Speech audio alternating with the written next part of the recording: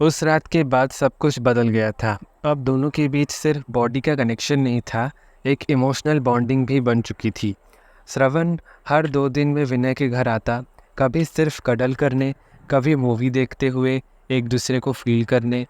विनय का बिहेवियर धीरे धीरे पॉजिटिव होने लगा। उससे अब जलन होने लगी थी जब श्रवण अपने स्पा जॉब की बात करता। एक दिन शाम को विनय ने श्रवण को डिनर के लिए बुलाया। दोनों ने एक दूसरे के साथ सोफे पे खाना खाया। श्रवण अपनी डेली रूटीन शेयर कर रहा था। आज एक मैरिड क्लाइंट आई थी, फुल बॉडी मसाज था, लेकिन वो थोड़ा ज़्यादा ही कंफर्टेबल हो गई थी मेरे टच से।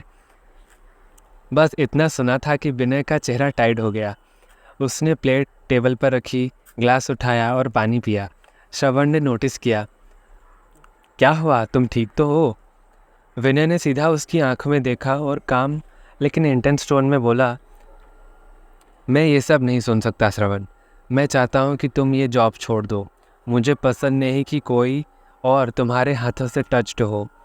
आई लव यू, और मैं नहीं चाहता तुम किसी और के बॉडी के इतने पास जाओ। मुझे नहीं चाहिए कि तुम किसी और के स्किन के वो फील दो जो मुझे देते हो। That's mine, only mine. Shravan shocked था। उसने सोचा नहीं था कि विनय इतना पॉजिटिव हो जाएगा। विनय, ये मेरा काम है, मैं टच कर रहा हूँ प्रोफेशनल तरीके से। विनय ने इंटरप्ट किया। प्रोफेशनल हो या पर्सनल मुझे फ़र्क नहीं पड़ता। तुम सिर्फ मेरे हो। तुम्हारा टच मेरे लिए स्पेशल है। मैं नहीं चाहता वो किसी और को मिले। मैं सच कहूँ, मैं इनसिक्योर फील करता हूँ जब भी तुम स्पा में किसी और को मसाज करते हो। श्रवण कुछ सेकंड्स के लिए चुप हो गया। उसके फेस पे कन्फ्यूज़न, इमोशन और थोड़ा गिल्ट था। फिर विनय ने उसका हाथ पकड़कर सॉफ्टली कहा, तुम छोड़ दो ना ये जॉब, मैं संभाल लूँगा सब कुछ। तुम चाहो तो यहीं मेरे साथ रह सकते हो। मैं चाहता हूँ तुम सिर्फ मेरे हो, किसी और के नहीं। श्रवण ने उसकी आंखों में देखा। वहाँ हक था, प्यार था और थोड़ा डर भी। श्रवण ने हल्का सा स्माइल किया। तुम मुझे अपना बना चुके हो विनय, और मैं ऑनेस्टली कहूँ तो मैं अब किसी और के टच में इंटरेस्ट नहीं रखता। मैं तुझ में ही लस्ट हो जाता हूँ हर बार। विनय ने उसे खींच के अपनी गोदी में ले लिया। दोनों एक दूसरे के चेस्ट से चिपक गए। श्रवण ने उसके फेस पर किस किया, पहले फॉरहेड पे और फिर लिप्स पे। दैट नाइट कोई मसाज नहीं हुआ, बस कडलिंग थी, होल्डिंग था और साइलेंट प्रॉमिस था। श्रवण ने डिसाइड कर लिया कि वो जॉब क्विट कर देगा, पर बिना किसी ड्रामा के। अगली सुबह श्रवण स्पा सेंटर गया, लेकिन अंदर जाते ही उसका मन कहीं और था। हर क्लाइंट के अपॉइंटमेंट लिस्ट को देखते ही उसका दिमाग में विनय की बात घूम रही थी। मैं नहीं चाहता कि तुम किसी और का टच करो, तुम सिर्फ मेरे हो। यही बात उसके मन में बार बार घूम रही थी। उसने रिसेप्शन पे बोला, मुझे मैनेजर से मिलना है। कुछ देर बाद मैनेजर आया। श्रवण ने सीधा बोला, सर आई एम रिज़ाइनिंग, आज के बाद मैं यहाँ काम नहीं कर पाऊँगा। मैनेजर ने पूछा, क्या सैलरी का इशू है क्या, या फिर कुछ ने कुछ कहा? श्रवण ने सिंपली जवाब दिया, नहीं सर, पर्सनल रीज़न है, मुझे अब दूसरी डायरेक्शन में लाइफ ले जानी है। मैनेजर ने शॉक तो लिया, क्योंकि श्रवण इज़ अ बेस्ट थेरेपिस्ट था, पर उसने रिजिग्नेशन एक्सेप्ट कर लिया। शाम को विनय अपने बालकनी में कॉफ़ी ले खड़ा था जब श्रवण उसके पीछे से आया क्वाइटली और उसके कंधे पे चिन्ह रख दिया। आज वे फ्री हो गया, उसने हल्का सा बोला। विनय ने तुरंत उसकी तरफ मुड़कर उसका फेस पकड़ा। You mean? श्रवण ने सिर हिला के हाँ कहा। आई क्विट, अब कोई और मेरे हाथों का फील नहीं कर पाएगा एक्सेप्ट यू। विनय ने उसे टाइटली हग किया। तुमने मेरे लिए ये सब किया? श्रवण ने कहा, नहीं, हमारे लिए, क्योंकि मुझे भी तो वो सब अनकंफर्टेबल लगने लगा था जब मैं किसी और को टच करता और तुम्हें सोचता। और उस रात विनय ने डाइनर स्पेशल बनाया था, होममेड पास्ता, वाइन और सॉफ्ट इंस्ट्रूमेंटल बैकग्राउंड म्यूज़िक। दोनों टेबल पे सामने बैठे थे, लेग्स एक दूसरे पे स्लाइड टच हो रही थी। कन्वर्सेशन में सिर्फ कंफर्ट था, कोई ऑकवर्डनेस नहीं। खाने के बाद श्रवण ने विनय का हाथ पकड़ा। अब मैं सिर्फ तुम्हारा हूँ, मुझे कोई रूटीन नहीं रोकता, कोई शिफ्ट नहीं, मैं पूरा तुम्हारे टाइम का हूँ। विनय ने उससे स्लोली बेडरूम की तरफ ले आया। बेड पे पहुँचते ही विनय ने श्रवण के लिप्स पर किस किया, स्लो और डीप। श्रवण ने विनय का शर्ट उतारा, उसके चेस्ट पे जुबान से छोटी सी लिख दी और बोला, आज सिर्फ तुम्हारे लिए ही हूँ मैं। दोनों ने एक दूसरे के कपड़े उतारे, लेकिन सब कुछ स्लो, सॉफ्ट और इंटीमेट था। श्रवण ने विनय के नाभल एरिया पे किस किया, उस जगह जहाँ से हर बार विनय की बॉडी ट्रेम्बल कर जाती थी। विनय ने श्रवण के वेस्ट को होल्ड करके उस पर किस किया, फिर नेक, शोल्डर्स, कॉलर बोन, सब कुछ फील करते हुए। सकिंग, बाइटिंग सब कुछ था, लेकिन इस बार उसमें लस्ट नहीं, फुल ऑफ इमोशन। श्रवण ने पूरी रात विनय को सिर्फ एक ही मैसेज दिया, आई बिलोंग टू यू। विनय ने भी श्रवण के बालों में उंगली घुसाकर उस पर किया, you are mine, only mine. उस रात सिर्फ पैशन नहीं, कमिटमेंट भी था। दोनों ने बिना किसी ब्रेक के एक दूसरे को एक बार फील किया, टच किया, पोजेस किया, बिना किसी डर के, बिना किसी बाउंड्री के। Episode number 4। श्रवण ने जब जॉब छोड़ दिया था, अब उसका पूरा वक्त विनय के साथ बीत रहा था। Cooking together, chilling, physical closeness, emotional connection, सब कुछ ऑलमोस्ट परफेक्ट चल रहा था। विनय ने अपनी लाइफस्टाइल एडजस्ट कर ली थी और श्रवण उसके फ्लैट में अनऑफिशियली शिफ्ट हो चुका था। एक संडे आफ्टरनून दोनों ने डिसाइड किया कि बाहर निकल के लंच करते हैं। एक कोजी रूफटॉप कैफ़े में दोनों गए। विनय ने श्रवण के हाथ कैजुअली पकड़ के रखा हुआ था, ओपनली, बिना किसी हेजिटेशन के। श्रवण हल्का सा कॉन्शियस था, लेकिन विनय ने उसका हाथ टाइटली पकड़कर बोला, इट्स ओके, मुझे फ़र्क नहीं पड़ता लोग क्या सोचते हैं। तभी एक टेबल से एक आदमी श्रवण को देख के शॉक हो गया। श्रवण भी उस फेस को देखते ही स्टिफ हो गया था थोड़ा। वो आदमी था मिस्टर करण मल्होत्रा, एक रिच एरोगेंट क्लाइंट जिसे श्रवण रेगुलर मसाज देता था जब वो स्पा में काम करता था। और वो क्लाइंट श्रवण के टच का आदी बन चुका था। हर बार extra tip, late hour appointments, कभी कभी पर्सनल रिमार्क्स भी। करण मल्होत्रा टेबल से उठ के उन दोनों के पास आया। श्रवण, व्हाट अ सरप्राइज, उसने फेक स्माइल के साथ कहा। फिर विनय की तरफ देख के पूछा, और ये कौन है? श्रवण थोड़ा अनकंफर्टेबल हो गया, लेकिन विनय ने खुद को इंट्रोड्यूस किया। I am Vinay, Shravan is special to me. Karan ने एक सेकंड के लिए श्रवण की तरफ देखा, फिर बोला, ओह आई सी, तो अब अपना स्पा छोड़ दिया क्या? श्रवण ने फर्म टोन में कहा, हाँ, I have moved on. Karan ने विनय की तरफ देख के थोड़ा सार्कास्टिकली बोला, well you got a good one, but you know Shravan के हाथ दे आर मैजिकल, मेरे सेंसेशन में अनफॉरगेटेबल होते हैं। विनय का फेस टाइट हो गया। श्रवण ने तुरंत बोला, Karan please, that is the past, you should respect boundaries. Karan ने ऑकवर्ड लाफ किया और चला गया, लेकिन जाते जाते एक तीखा डायलॉग दे गया, some things aren't easy to live behind, especially people like me. Shravan ने विनय के हाथ पकड़े, प्लीज़ मुझे गलत मत समझना, उस वक्त मैं इमोशनली इन्वॉल्व नहीं था, सिर्फ जॉब था, मैं सिर्फ तुम्हारा हूँ अभी। विनय कुछ भी नहीं बोला इनिशियली, लेकिन उसकी आंखों में थोड़ा पॉजिटिव इमोशन क्लियर था। रास्ते भर चुप रहा, लेकिन घर पहुँचते ही श्रवण के पास आया, उसका फेस पकड़ा और सॉफ्ट टोन में बोला, तुम्हारे पास्ट से प्रॉब्लम नहीं है मुझे, लेकिन किसी और का सोचना भी मुझे हर्ट करता है। तुम्हारे टच पे अब सिर्फ मेरा हक है। श्रवण ने किस करते हुए जवाब दिया, और तुम्हारा हक मैं कभी किसी और को नहीं दूंगा। उस रात उनका पैशन फिर से इंटेंस हो गया। श्रवण ने विनय का हर डाउट, हर इनसिक्योरिटी अपने टच से मिटा दिया। Episode number 5। 2 दिन बीत गए रूफटॉप कैफ़े वाले एनकाउंटर के बाद सब कुछ नॉर्मल दिख रहा था। विनय काम पर जाता, श्रवण घर संभालता, डिनर रेडी करता, रात को कडल होती और सॉफ्ट किसेस के बीच इमोशनल कंफर्ट भी। लेकिन विनय के अंदर कुछ डिस्टर्ब हो रहा था। वो कैफ़े वाली बात उसके दिमाग से जा ही नहीं रही थी। करण मल्होत्रा का वो सार्कास्टिक टोन, वो आंखों का चैलेंज, सब कुछ क्लिंग कर रहा था विनय के मन में। पर एक दिन ऑफिस लंच ब्रेक के बाद विनय ने अपने लैपटॉप पे एक एनोनिमस ईमेल देखा। सब्जेक्ट पे लिखा था, do you even know the full truth. और उसके बाद लिखा हुआ था, you are not only the Shravan touched, sometimes the past is does not yet.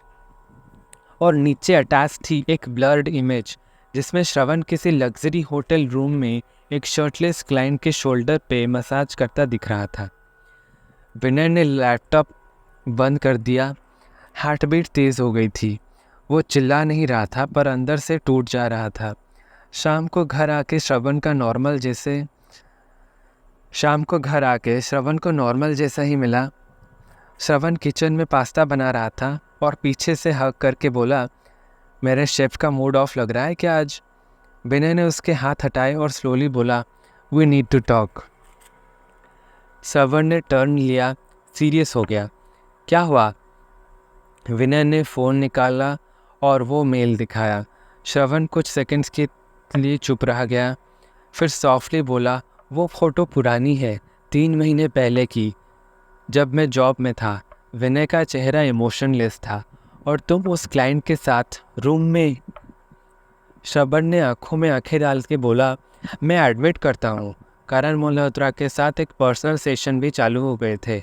He was a VIP client, ज़्यादा पे करता था और फ्लर्ट भी करता रहा।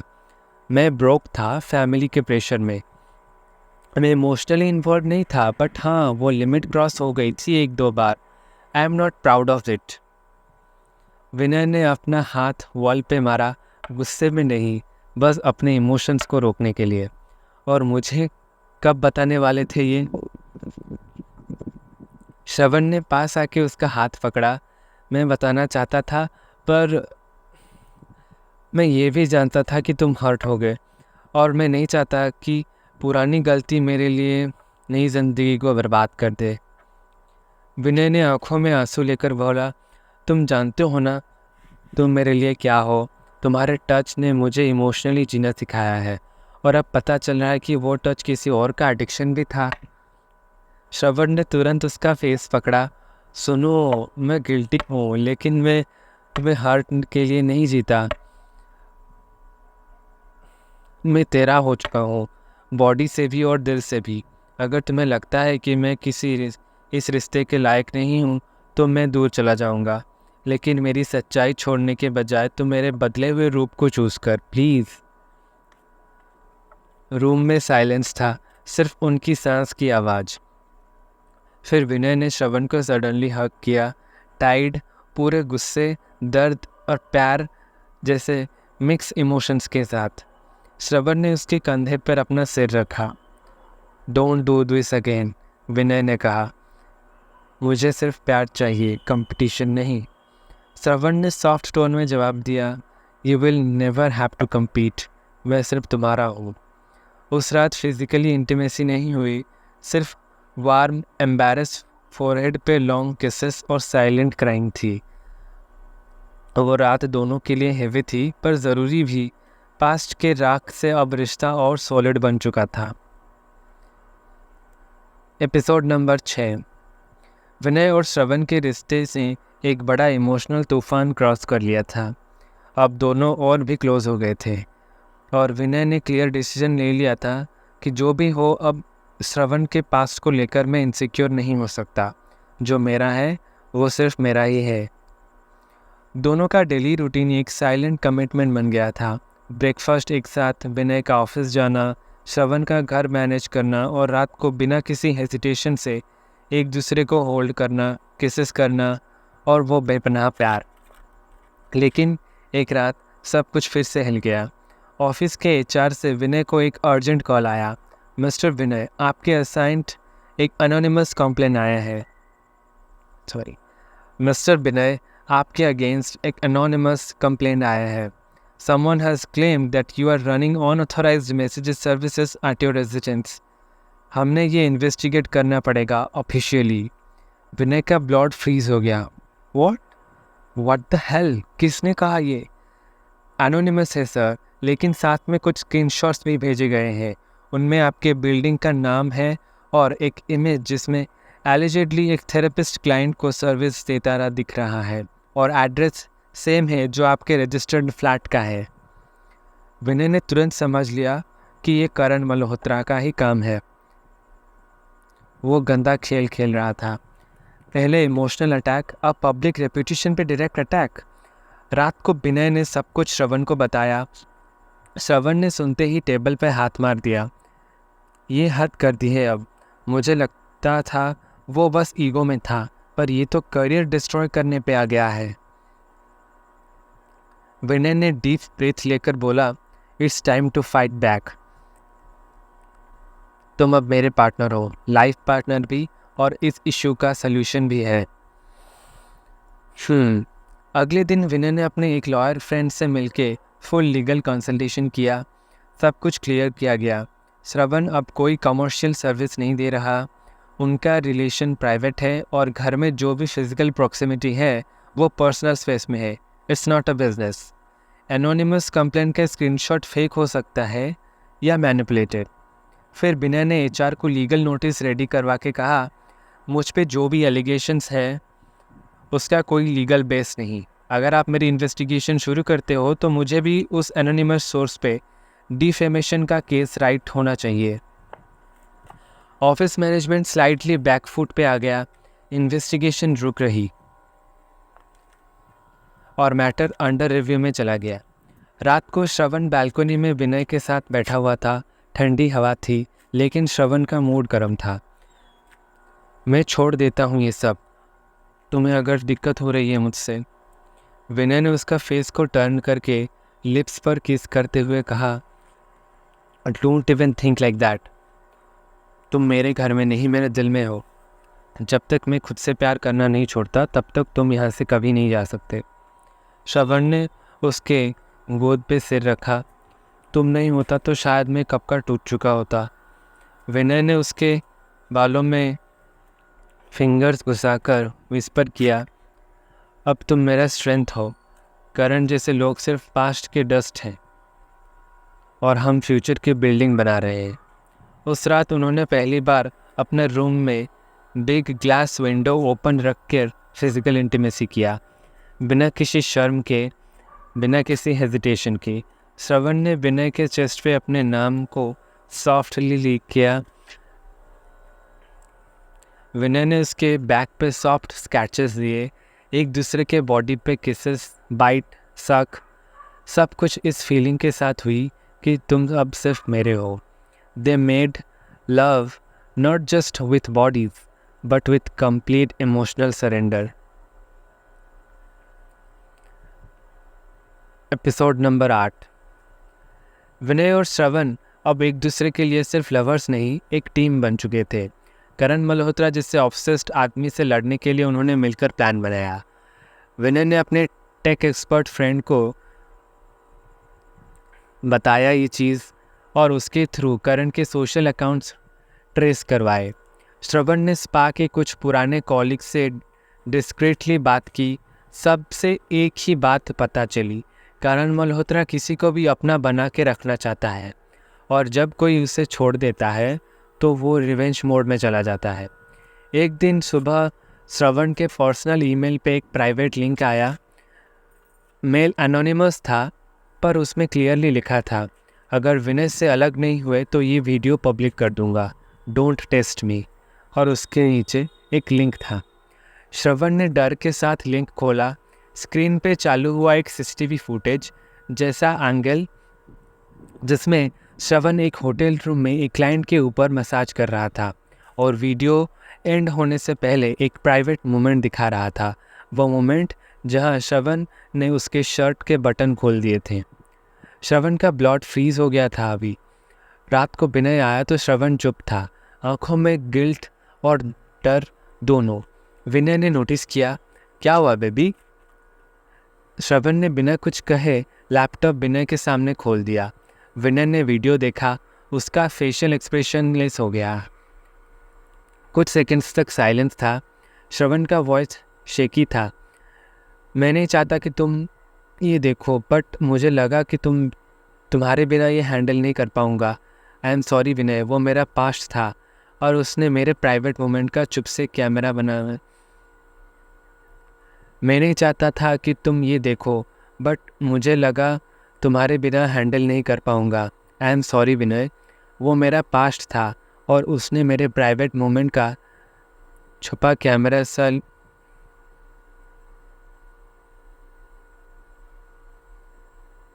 और उसने मेरे प्राइवेट मोमेंट्स को कैमरे में यूज़ कर दिया। विनय ने लैपटॉप बंद किया, श्रवण का फेस दोनों हाथों में पकड़ा, आंखों में देखा और बोला, look at me, I already knew तुम्हारा पास्ट कॉम्प्लेक्स था। मुझे फ़र्क नहीं पड़ता किसने तुम्हें यूज़ किया या फिर कुछ। मुझे सिर्फ इतना बात से फ़र्क पड़ता है कि अब तुम किसके हो और तुम सिर्फ मेरे हो। श्रवण रो पड़ा। विनय ने उसे टाइटली हग किया। मुझे लगता था कि मैं पॉजिटिव हूँ, पर सच तो ये है कि मैं तुम्हें खुद को देखता हूँ। अब करण चाहे जो भी कर ले, मैं उससे इस बार खुद को हैंडल करने दूंगा। अगले दिन विनय ने करण के ऑफिस के सामने उसका वेट किया। जैसे ही करण निकला, विनय सीधा उसके पास गया और उसके फ़ोन के सामने डायरेक्टली बोला, रिकॉर्ड कर ले करण, तू चाहे जितना पास्ट लेकर चले, मैं प्रेजेंट में सिर्फ श्रवण का हूँ और वो सिर्फ मेरा। और अगर तू कोई वीडियो पब्लिक करेगा तो मैं तुझे डिफेमेशन और सेक्सुअल एक्सप्लॉयटेशन के चार्जेस में कोर्ट ले जाऊँगा। तेरे खिलाफ मेरे पास प्रूफ है, स्पा के क्लाइंट्स के कंप्लेंट्स और कैमरा टेम्परिंग का टेक्निकल रिकॉर्ड्स। सोच ले, तेरा नाम ज़्यादा पावरफुल है या तेरा कैरेक्टर। करण एक सेकंड के लिए शॉक हो गया था। पहली बार उसका फेस पर डर था। तू मुझे धमकी दे रहा है? विनय सीधा आंखों में देखकर बोला, मैं वार्न कर रहा हूँ तुझे। श्रवण तेरा ऑब्सेशन था, अब मेरा प्यार है। तू समझ नहीं पाएगा उस फ़र्क को। उस रात श्रवण ने विनय को किस करते हुए बोला, मुझे नहीं पता कि मैं किस काम की वजह से तुमसे मिला हूँ, पर अब मुझे सिर्फ तुम्हारा साथ चाहिए, किसी और का कुछ नहीं चाहिए। विनय ने उसे अपने और ऊपर खींच लिया। लिप्स पे सॉफ्ट और शुरू हुआ किस ग्रेजुअली डीप होता गया। श्रवण ने उसकी बॉडी को टाइटली हग किया, नेक में किस किया। विनय ने उसके वेस्ट के पास हाथ घुमाते हुए स्लोली स्ट्रोक्स देते हुए कहा, उस रात दोनों का पैशन और प्यार दोनों आग बन चुका था। करण का गेम फेल हो गया, लेकिन उनके बीच की बॉन्डिंग अनबीटेबल हो गई थी। अगर आपको ये कहानी अच्छी लगी तो बताएं आपको क्या करना है। धन्यवाद।